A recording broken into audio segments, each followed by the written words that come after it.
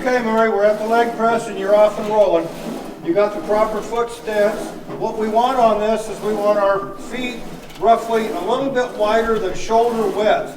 And we want to be able to come down to a good distance down, but not so much that the pelvis rotates at the bottom. So I want you to come to this top and stop. Okay, now real quickly, we're going to pay special attention to the fact that the weight is on the heel, not the toe. Okay, so we want to push with the heel and push and make the heel do the push work, not the toe. You'll see so many people come into the club and they'll use a leg press machine, and the same principles apply when you're doing a squat. But you want to push with the heel, not the toe. So that means you have to have that toe up off the ground. Now, obviously, when he comes down, the foot is going to make contact, but watch this. He's not pinching my hand because he's not putting pressure on it. The weight is still staying on the heel. The ankle is just rotating with the motion. So what we want is for him to come down deep enough that the legs come down into a full range of motion. And then if you look at his leg when it's bent, can you do one more for me, Rip? If you look at his leg when it's bent, it makes an L shape. See the L? Okay, that's as deep as you need to go. You go past that, and you're going to rotate the pelvis, and that's what's going to cause the spine problems. So, was that comfortable for you? Sure. You got right down into the full range of motion where that you were clear into the L, pushing with the heel, but you didn't rotate the pelvis. If that butt comes off the pad at the bottom, you're rotating the pelvis. That's stressing the low back.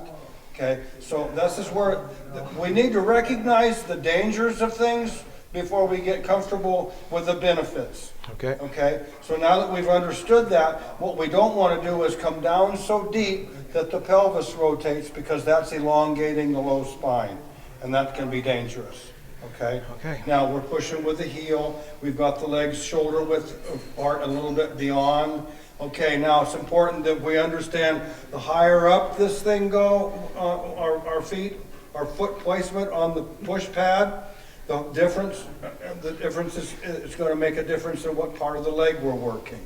Okay, the lower it is, the more it's going to work closer to the knee on the leg. And if you put your foot back up on there again, and I'd like for you to let that back down again, there's a really big tip that I want to share with everybody, is that when you come down, see the position of the toe, and the knee is below. So if I come straight out from the knee, okay, push up.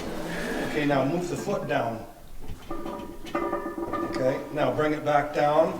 Now, see the knee? It's higher than the toe. Really bad for the knee. That's even uncomfortable. No, not only is it uncomfortable, it can rip it's called the patellar tendon, goes across the top of the patella. That's your kneecap, okay? We can damage that severely by not doing that correctly.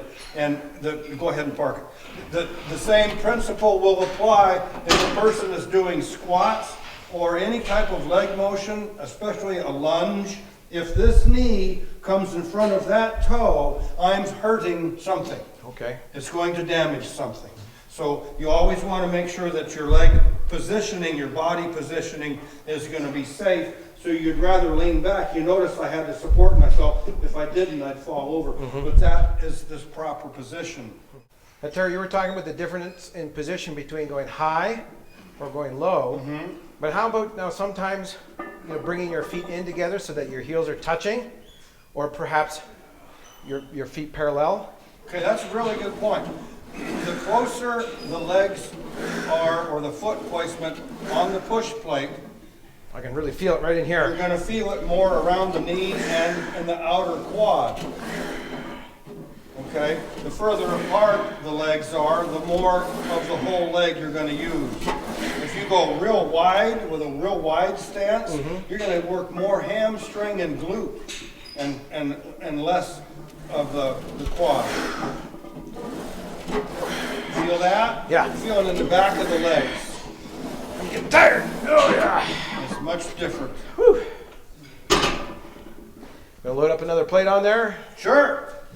Okay, Murray, we've added more weight. We've come up We've worked our way up into the amount of resistance we're using. You're starting to get tired. So this is the time of the workout when it starts to really get serious and you really need to think in order to avoid an injury. And it's also a time when you begin to realize this is what separates a true bodybuilder from somebody who just trains. This, when you are as tired as you are right now and you have put all that effort into getting to where you are right now, this is where we start and everybody else stops. Okay, is that principle, you understand that? Yeah. This is where we begin. So that's what separates a bodybuilder from a trainer. Okay? We take that extra step. We go beyond failure. We live for this moment. This is when our body says, oh, give me rest. This is where a bodybuilder says, I'm right where I want to be. It's ready for me to really give it all I've got. Okay. So let's have you go ahead. We're going to see how many reps you can get. I'm going to spot you by helping push on the plate if you need it. And as a tip for the viewing audience, never do anything where you are at risk or your body is in jeopardy of the weight you're using for another repetition or to accomplish something that you are doubtful of. Have a spotter. If you don't have a spotter, don't do it. Okay, let's have you try it. Hey, Kenny, that's your cue, brother. Doing a little bit of calf work first. Okay, let's have you work those glutes now. We've been working our way up. The weight's nice and heavy. Keeping the weight on the toes, or the heels, I mean, off the toes.